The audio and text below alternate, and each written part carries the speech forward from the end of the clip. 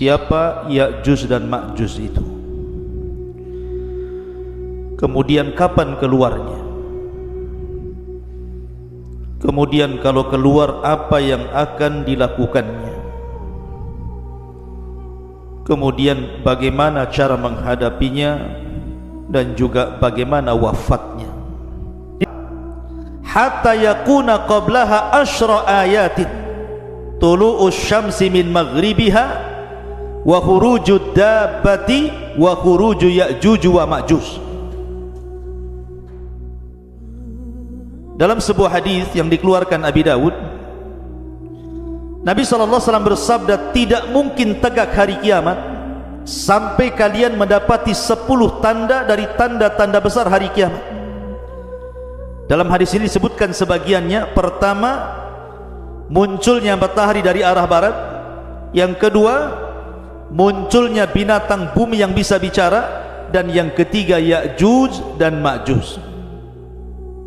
Kapan keluarnya Ya'juj dan Ma'juj itu, ikhwan? Dan siapa Ya'juj dan Ma'juj itu? Ada yang mengatakan bahwa Ya'juj dan Ma'juj itu satu bapak dengan kita,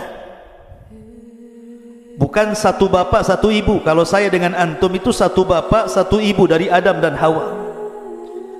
Tapi Ya'juj dan Ma'juj itu satu bapak saja, lain ibu dengan kita. Lalu siapa ibunya? Ada yang mengatakan bahwa suatu ketika Nabi Adam ini ihtilam, mandi ataupun mimpi basah, sehingga sampai mengeluarkan sperma. Lah spermanya Adam ini jatuh ke tanah. Rupanya karena jatuh ke tanah itulah akhirnya sperma yang menyatu dengan tanah itu tiba-tiba membentuk manusia dari tanah. Itulah yang disebut dengan Ya'juj dan Ma'juj. Jadi bapaknya Adam, ibunya tanah. Nah, itu pendapat yang pertama. Berarti Ya'juj dan Ma'juj dengan kita itu satu bapak, karena beda ibu. Kalau kita kan satu ibu satu bapak, kalau mereka satu bapak dengan kita saja. Tapi tentu riwayat ini batil, ikhwan, karena tidak bisa kita menetapkan sesuatu tanpa dalil. Ini cerita Israiliyah, ya. Tetapi pendapat yang kuat bahwa Ya'juj dan Ma'juj itu satu bapak satu ibu dengan kita. Dia turunan Adam dan juga turunan Hawa. Allah Subhanahu wa taala berfirman dalam surah Al-Ankabut ayat 15, fa'anjainahu wa ashabas safinati, kami selamatkan Nuh dan seluruh orang-orang yang ada di perahunya. Dan Allah juga mengatakan dalam surah As-Saffat ayat 77, wa ja'alna dzurriyyatahu humul baqi, dan kami jadikan seluruh anak turunan Nuh itu yang akan hidup sampai kiamat. Dari sini bahwa Ya'juj dan Ma'juj itu secara nasab itu sampai kepada Nuh alaihi salatu wassalam. Disebutkan bahwa dalam sebuah hadis yang diriwayatkan dalam kitab Al-Musnad ataupun dalam kitab Sunan, jadi Nuh alaihi salatu wassalam itu kan memiliki beberapa putra. Ada 4 putra, tetapi yang satu kafir, namanya Kan'an, itu kafir, ikut agama ibunya dan mati tenggelam. Adapun yang tersisa adalah Syam, kemudian Ham, kemudian Yafis. Itu 3 putra Nuh yang masih hidup kala itu, yang ada di perahu Nuh itu. Pertama Syam, kemudian Ham, kemudian Yafis. Adapun Syam itu disebut Abul Arab, bapaknya orang-orang Arab. Jadi seluruh orang Arab itu turunan Syam. Adapun Ham maka disebut Abu Sudan, orang-orang Sudan, orang-orang berkulit hitam itu bapaknya siapa? Ham.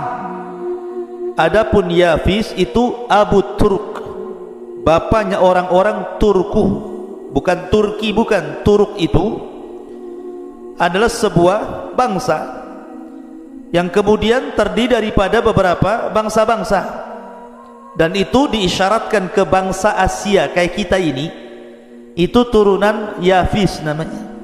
Jadi Turk itu banyak kabilah-kabilah. Lah salah satu kabilah Turk itu adalah Ya'juj dan Ma'juj.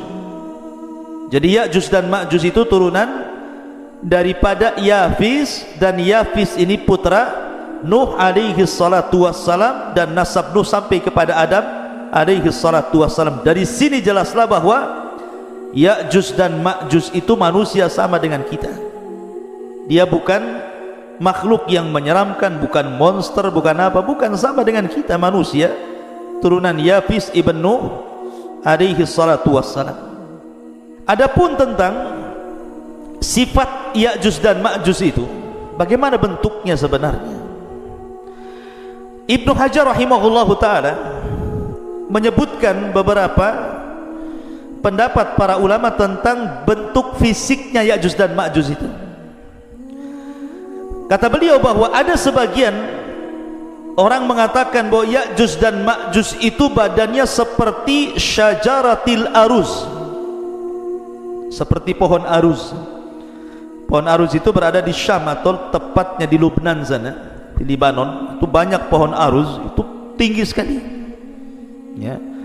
Jadi pohon aruz itu sangat tinggi sekali, sampai dijelaskan tingginya itu ishruna wa mi'ata dhirah, 120 hasta. Satu hasta segini. Kalau 120 hasta, kalau 120 bagi 2 berapa? 60. Berarti 60 meter. Karena satu hasta itu setengah meter. Berarti tingginya Ya'juj dan Ma'juj itu 60 meter. Masjid ini saja baru 10 meter. Berarti 6 kali tingginya masjid ini. Berarti tinggi sekali Ya'juj dan Ma'juj itu. Raksasa kan begitu ya. Ini satu pendapat. Jadi Ya'juj dan Ma'juj itu setinggi itu karena dimisalkan dengan pohon aruz yang ada di Syam, di Lubnan sana. Ini satu pendapat. Pendapat yang kedua bahwa Ya'juj dan Ma'juj itu simfun arba'atu adru fi arba'ati adru. Satu dhira, satu hasta. Jadi dia tingginya 4 hasta, lebarnya 4 hasta. Nah, jadi kotak itu jadinya ya. Jadi bentuk Ya'juj dan Ma'juj itu 2 meter tingginya, kemudian panjangnya juga 2 meter, lebarnya 2 meter, tingginya 2 meter.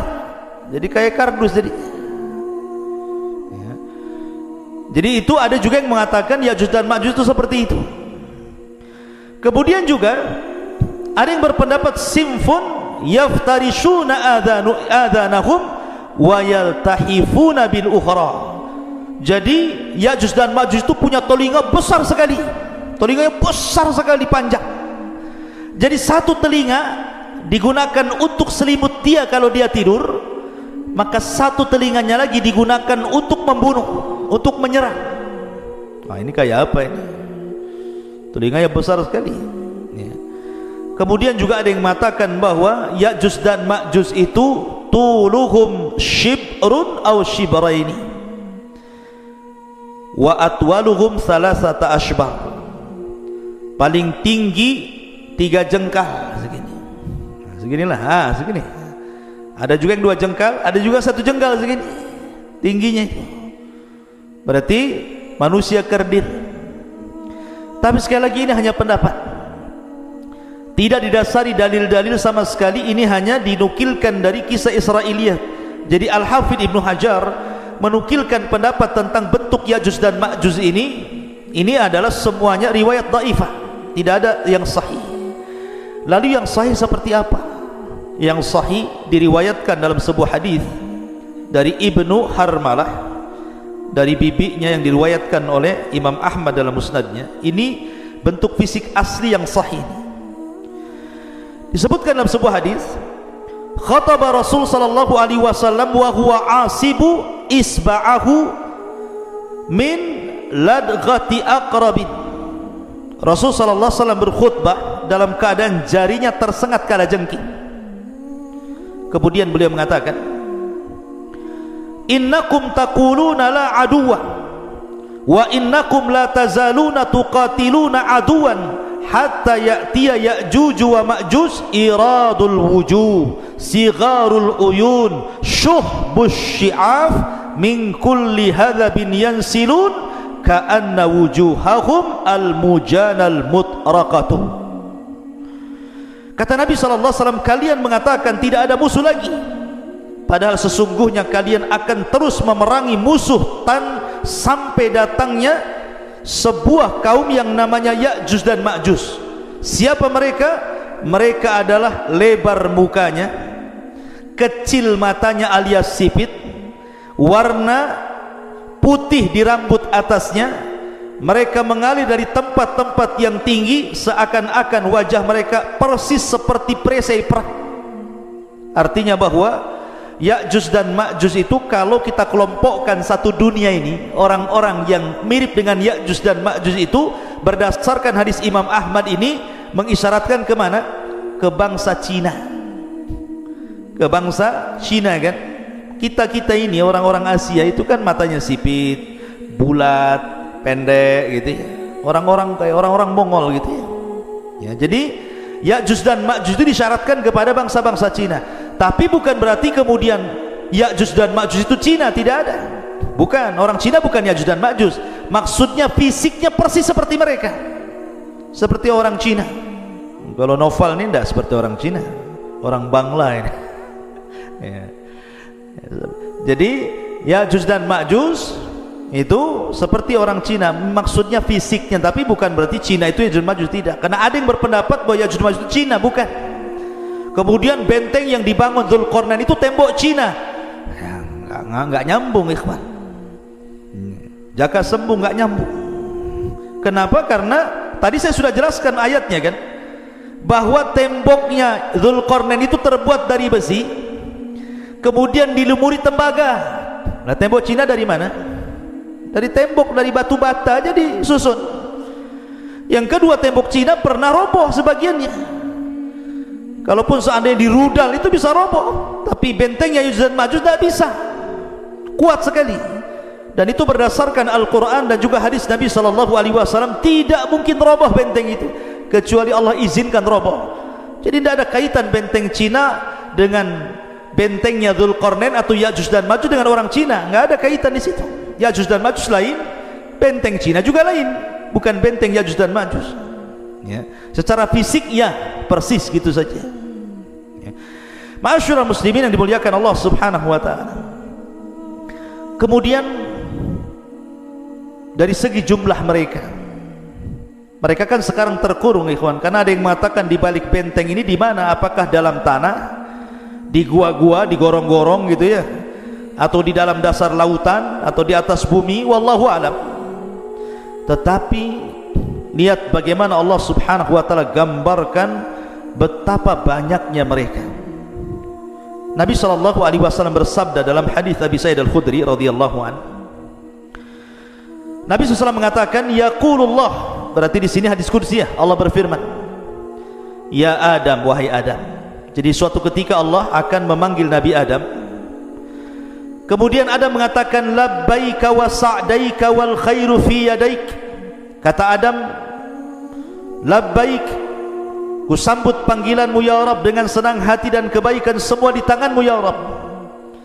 Fayaqul, maka Allah berfirman, akhrij ba'than nar. Wahai Adam, keluarkan pasukan penghuni neraka.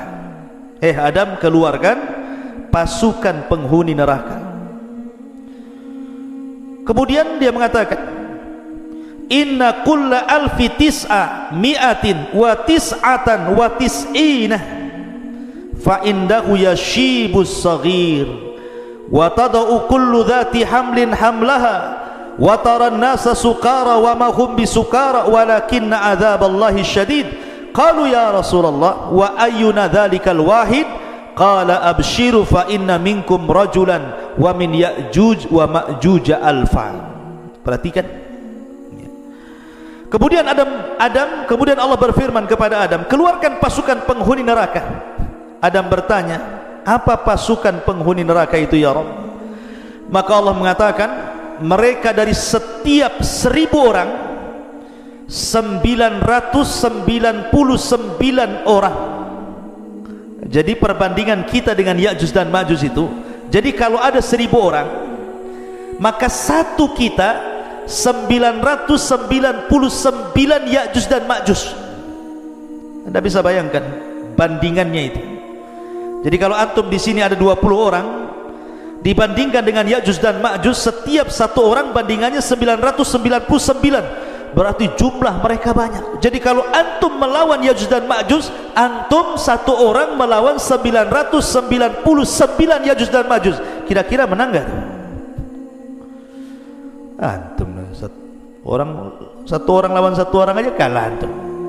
Ini 999, bonyok lah. Banyak jumlahnya kan. Macam mana cara melawannya ini? Sekian banyaknya itu kan. Kemudian Allah berfirman, membacakan ayat Al-Quran setelah menyebutkan mereka dari setiap 1000 orang 999 orang. Ketika itu anak kecil menjadi beruban, setiap yang hamil melahirkan apa yang dikandungnya, dan kamu lihat orang-orang seakan-akan mabuk padahal mereka tidak mabuk, tetapi karena azab Allah yang sangat keras. Para sahabat bertanya, Rasul, siapa yang satu itu?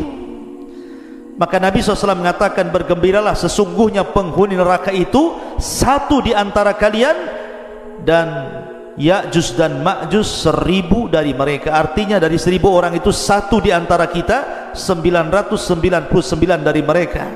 Menunjukkan penghuni neraka banyak sekali. Karena dari Ya'juj dan Ma'juj saja bandingannya 1 banding 999 jiwa gitu ya. Maka dari hadis ini ada beberapa faedah. Pertama, Ya'juj dan Ma'juj calon penghuni neraka. Yang kedua, jumlah mereka besar. Dan yang ketiga, mereka adalah turunan Adam alaihi salatu wassalam. Ada hadis, tetapi memang dilemahkan sebagian para ulama, yang mengatakan bahwa Ya'juj dan Ma'juj itu, jelaskan, Ya'juj ummatun wa Ma'juj ummatun, kullu ummatin arba'atu alafin ummah, la yamutur rajulu minhum hatta yanzura ila alfi dzakarin min sulbihi kulluhum qad hamala silah. Jadi ada hadis yang mengatakan satu orang Ya'juj dan Ma'juj itu tidak akan mati sampai dia melahirkan anak cucunya, sampai jumlah mereka itu 1000 orang baru mereka mati. Jadi kalau Ya'juj dan Ma'juj ini mati, pasti sudah memiliki anak cucu dan jumlahnya 1000 orang, dan mereka sudah siap berperang dengan senjata mereka. Tapi hadis ini lemah ya. Tapi masyhur dalam kisah-kisah Ya'juj dan Ma'juj kalau dijelaskan oleh para ulama. Taib. Sekarang pertanyaannya, ada di mana Ya'juj dan Ma'juj itu sebenarnya? Karena di masa Khalifah Abbasiyah, ketika itu yang memimpin siapa? Al-Wathiq. Jadi para khalifah di zaman itu berusaha mencari-cari tahu di mana sih letak Ya'juj dan Ma'juj itu, ada di mana sebenarnya? Ada di hutan Jabal Uhud kah? Ada di mana kah? Kita tidak tahu. Tapi yang jelas bahwa khalifah-khalifah di zaman dulu itu berusaha mencari tempat di mana Ya'juj dan Ma'juj itu. Lah salah satunya Khalifah Abbasiyah Al-Wathiq mengirim sebuah pasukan besar, kemudian mereka berjalan dari negeri ke negeri, dari daerah ke daerah, dari desa ke desa, dari lembah ke lembah, dari bukit ke bukit, padang pasir ke padang pasir, sampai akhirnya mereka sampai di sebuah benteng yang sangat kokoh. Dan itu disebutkan oleh Imam Ibnu Katsir dalam kitabnya. Jadi pasukan Al-Wathiq Khalifah Abbas ini berhasil menemukan benteng itu. Benteng itu sangat kokoh sekali, karena ketika itu Khalifah Al-Wathiq bermimpi bahwa terjadi keretakan benteng itu dalam mimpinya. Makanya dia kirim pasukan untuk mencari benteng itu, dan ketemu. Rupanya benteng yang sangat kokoh sekali, yang sangat tinggi sekali, yang tidak bisa diretakkan sama sekali. Akhirnya kemudian mereka pun menyisihkan pasukan mereka untuk menjaga benteng itu, kemudian pulang. Memang kisah ini Ibnu Katsir tidak menyebutkan sanadnya, tetapi beliau menyebutkan seperti itu. Cuman letaknya di mana masalahnya ya. Lah dari sini ikhwatu fiddin muliakan Allah azza wa jalla, sebagian ulama mengatakan bahwa Ya'juj dan Ma'juj itu terletak di antara dua lautan yang disebut dengan lautan Aswad, lautan hitam, dan lautan Qazwin. Namanya lautan Qazwin dan lautan hitam di tengah-tengahnya.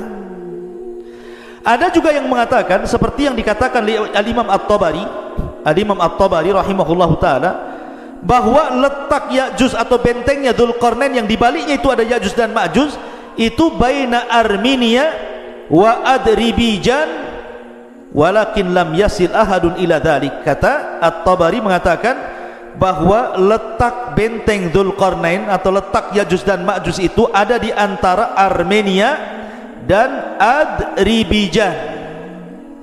Antara Armenia dan Adribijan, mungkin kalau sekarang mungkin dekat Georgia namanya, Georgia gitu ya, di sekitar Georgia sana, ya sekitar itulah.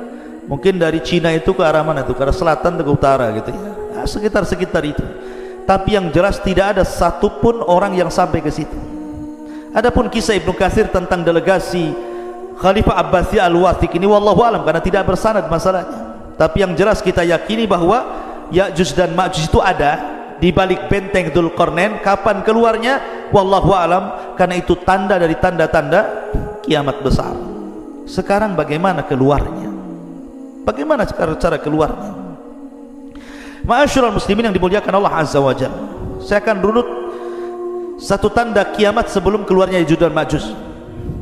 Kita tahu bahwa sebelum keluarnya Ya'juj dan Ma'juj itu dari tanda-tanda kiamat besar adalah keluar Dajjal. Dajjal dulu ya, Dajjal dulu keluar, baru kemudian Ya'juj dan Ma'juj. Jadi Dajjal ini fitnahnya adalah fitnah agama. Jadi Dajjal itu fitnahnya fitnah agama. Fitnah agama artinya bahwa Dajjal ini sama sekali tidak merusak seperti Ya'juj dan Ma'juj. Memang murni fitnah agama, tidak ada kaitan dengan Ya'juj dan Ma'juj ya. Lah kemudian Allah subhanahu wa ta'ala takdirkan turun Isa bin Maryam, kemudian membunuh Dajjal. Lah ketika Isa bin Maryam telah membunuh Dajjal inilah baru kemudian muncul Ya'juj dan Ma'juj. Lah ketika itu Allah subhanahu wa ta'ala memerintahkan Isa untuk sembunyi, karena kalau melawan tidak akan sanggup. Karena Rasul yang mengatakan kaum ini tidak bisa diperangi, bukan tidak bisa dibunuh, tidak bisa diperangi karena jumlahnya banyak masalahnya. Tadi saya katakan kalau antum melawan Ya'juj dan Ma'juj berarti satu dari antum melawan 999. Macam mana cara membunuhnya? Yang ada kita yang dibunuh mereka gitu ya. Makanya karena saking banyak jumlahnya itulah, makanya Rasul SAW bersabda bahwa kaum ini tidak bisa diperangi. Makanya kenapa Allah subhanahu wa ta'ala merintahkan Isa untuk membawa pasukan kaum muslimin sembunyi di bukit Tur. Gak usah dilayan, kalau kau maksa perang pasti kalah ya. Akhirnya kemudian Isa hanya bertawakal kepada Allah Azza wa Jal, sampai akhirnya mereka kelaparan di bukit itu, sampai kepala kerbau jauh lebih berharga dibandingkan emas dan perak, karena mereka gak bisa keluar, dikepung saking banyaknya Ya'juj dan Ma'juj itu ya. Lah dari sini ikhwatu fillah muliakan Allah Azza wa Jalla, Allah subhanahu wa ta'ala berfirman, ataupun hadis Nabi SAW dari Sam'an, dari Nawas ibn Sam'an, idh awhallahu ila Isa, Allah subhanahu wa ta'ala mewahyukan kepada Isa bin Maryam, inni qad akhrajtu ibadan li la yadani li ahadin biqitalihim faharriz ibadi ila Tur. Sesungguhnya aku mengeluarkan hamba-hambaku yang tidak ada kemampuan bagi seorang pun untuk memeranginya, biarkanlah mereka hamba-hambaku menuju Tur, jangan dilayan Ya'juj dan Ma'juj itu. Wa yab'atsullahu Ya'juj wa Ma'juj wa hum min kulli hadabin yansirun. Maka Allah subhanahu wa ta'ala mengeluarkan Ya'juj dan Ma'juj, mereka mengalir dari setiap ketinggian seperti bah api saking banyaknya. Fayamurru wa awailuhum ala buhairatit tabariyah fayashrabun ma fiha wa yamurru akhiruhum fayaquluna laqad kana bihadhihi marratan ma. Kemudian mereka melewati danau Tabariyah. Jadi satu kloter Ya'juj dan Ma'juj yang baru keluar dari benteng itu sampai di danau Tabariyah. Lah benteng Ya'juj dan Ma'juj itu kan sudah retak tuh, Rasulullah SAW di zamannya saja ada bolongan seperti ini bentengnya, jadi musuh itu bisa ngeker tuh dari dalam. Jadi apa yang di luar dikeker gitu ya, tapi tidak bisa keluar. Jadi kelompok yang pertama keluar itu mereka melintasi sebuah danau yang disebut dengan Danau Tiberias, Danau Tobariyah dalam bahasa Arab, dalam bahasa kita Tiberias itu. Mereka minum sampai kering, tidak ada sisa air itu, padahal baru sedikit itu yang keluar. Kemudian kloter yang kedua datang dan mengatakan, sungguh dulu di sini banyak airnya, kenapa kemana air ini, padahal sudah diminum oleh kloter pertama. Saking banyaknya, bayangkan, minum pun semuanya diminum dia, lewat danau diminum dia, lewat got diminum dia, semua diminum dia. Karena mereka nggak pernah melihat air seperti itu kan, mereka terbenteng dalam benteng. Kemudian qalu mereka mengatakan, ya dzal qarnaini inna ya'juj wa ma'juj mufsiduna fil ardi fahal naj'alu laka kharajan ala an taj'al bainana wa bainahum sadda. Kemudian Dzulqarnain mengatakan, sesungguhnya Ya'juj dan Ma'juj mereka perusak di permukaan bumi. Jadi ikhwan, ketika Ya'juj dan Ma'juj keluar itu, Ya'juj dan Ma'juj itu fitnahnya berbeda dengan Dajjal. Kalau Dajjal itu kan fitnah agama, kamu kalau ikut saya senangkan, tapi kalau tidak ikut saya bunuh kau, bahasanya seperti itu.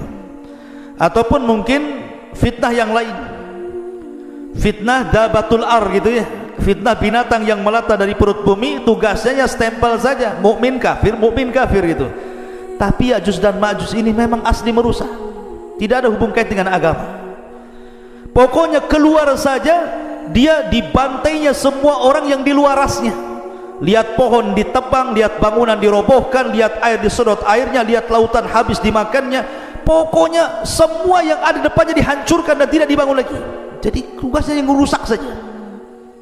Semua dirusak, hutan dirusak, bangunan dirusak, orang dibantai. Bahkan ada yang mengatakan bahwa kalau dia membunuh di luarasnya bukan hanya dibunuh, dimakan bangkainya.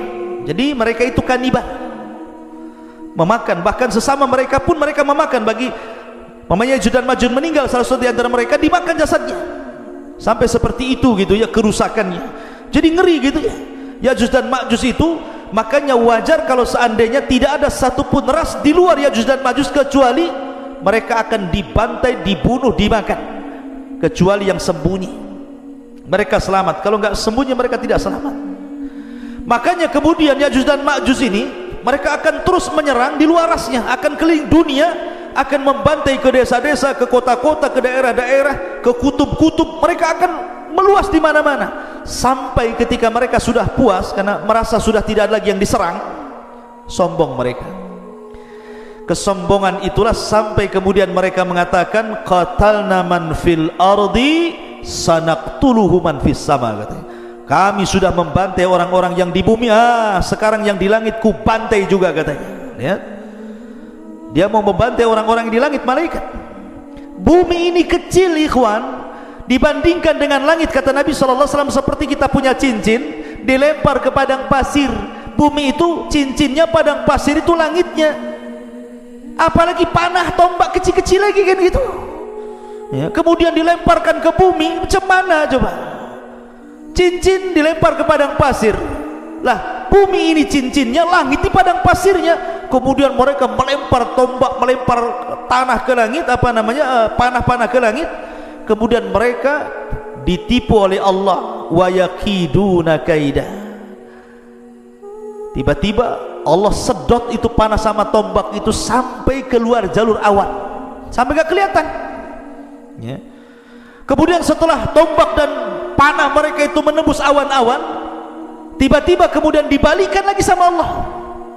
Dan Allah Subhanahu wa ta'ala kemudian lumuri di ujung-ujungnya itu darah-darah, seolah-olah mereka sudah membunuh orang-orang yang ada di langit, padahal tidak ada satu makhluk yang terkena tembakan itu. Allah hendak menipu daya mereka sehingga mereka makin sombong. Sekarang mana lagi, di langit sudah kami bunuh, di bumi sudah kami bunuh, mana lagi katanya. Sombongnya mereka. Dari itulah maka akhirnya Allah Subhanahu wa ta'ala, al jaza'u min jinsil amal, mulai Allah membalas perbuatan mereka. Ma'asyiral muslimin yang dimuliakan Allah Subhanahu wa taala.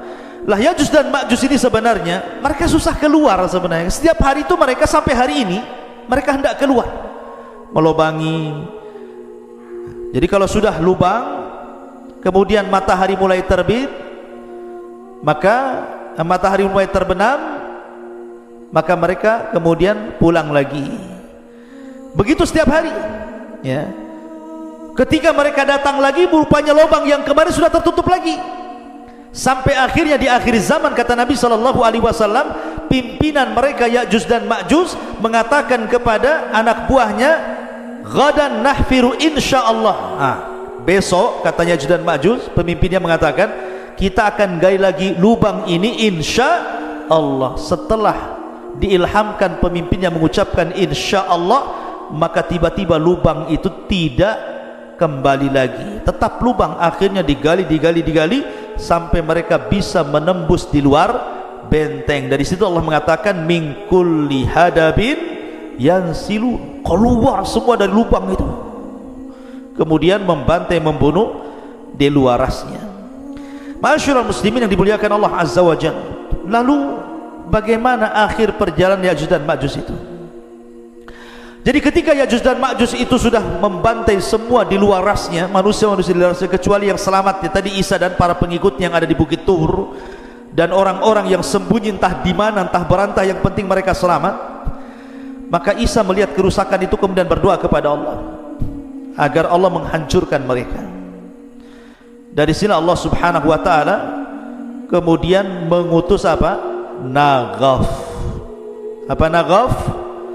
Naghaf itu semacam ulat.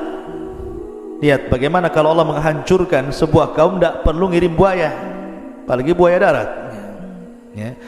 Jadi cukup dikirim ulat saja, tidak perlu mengirim harimau, cukup ulat. Jadi ketika Ya'juj dan Ma'juj itu sedang tertidur, semuanya tertidur, istirahat, tiba-tiba Allah kirim ulat banyak sekali, di mana-mana ada ulat. Rupanya ulat itu berjalan ke belakang sampai di tengkuknya. Tiba-tiba Allah Subhanahu wa taala jadikan ujung mulut ulat itu menembus tengkuk Ya'juj dan Ma'juj, masuk dari belakang, kemudian merusak isi badannya. Subhanallah, seperti listrik kalau antum cabut gardunya itu, apa yang terjadi? Bukan satu yang mati, satu batang mati. Kalau gardunya dicabut, satu batang mati. Artinya ketika satu Ya'juj dan Ma'juj mati, semua mati. Bukan ini dulu mati, besok ini, minggu depan ini, enggak, ya. Jadi satu mati, mati semua. Subhanallah, coba bayangkan bagaimana Allah Subhanahu wa taala bisa mewafatkan Ya'juj dan Ma'juj dalam satu waktu. Tidak harus menunggu hari ini, besok, bulan, dah. Satu mati semua. Subhanallah. Dan bangkainya Ya'juj dan Ma'juj setiap satu bengkal ada, satu jengkal ada, satu jengkal, karena jumlah mereka banyak. Sehingga Isa bin Maryam kebingungan ketika melihat jusas, bangkai-bangkai Ya'juj dan Ma'juj yang berserakan di sana sini. Maka kemudian Isa pun berdoa kembali untuk Allah membersihkan mereka. Dikirimlah burung-burung unta, burung-burung besar seperti unta, kemudian diangkatlah jasadnya. Dalam riwayat Musnad Imam Ahmad, dilempar ke lautan, entah berantah laut mana. Yang jelas bukan laut Batam sini, yang jelas laut mana, sampai bersih bumi. Yang namanya bangkai dibuang, tetap masih ada sisanya. Maka Isa berdoa lagi agar betul-betul Allah Subhanahu wa taala membersihkan bumi. Maka Allah kirimkan hujan, sampai hujan ini membuat banjir, sehingga sisa-sisa Ya'juj dan Ma'juj masuk ke sungai-sungai, masuk ke solokan, masuk ke laut-lautan. Akhirnya betul-betul bersih bumi. Allah kembalikan bumi seperti di zaman Adam. Pohonnya besar-besar, sampai pohon delima, satu buah, satu kampung bisa masuk ke cangkangnya. Bisa bayangkan, pohonnya besar, satu buah delima itu kalau dibelah, satu kampung bisa masuk ke cangkangnya itu, sambil makan di dalam. Kalau delima sekarang segede gini, sudah kecut lagi, kecil gini. Jadi nanti di akhir zaman itu delima itu, ruman itu besar sekali, ya, bisa puluhan masuk di situ. Karena Allah suburkan kembali sebagaimana di zaman ketika awal bumi dihidupkan, subur.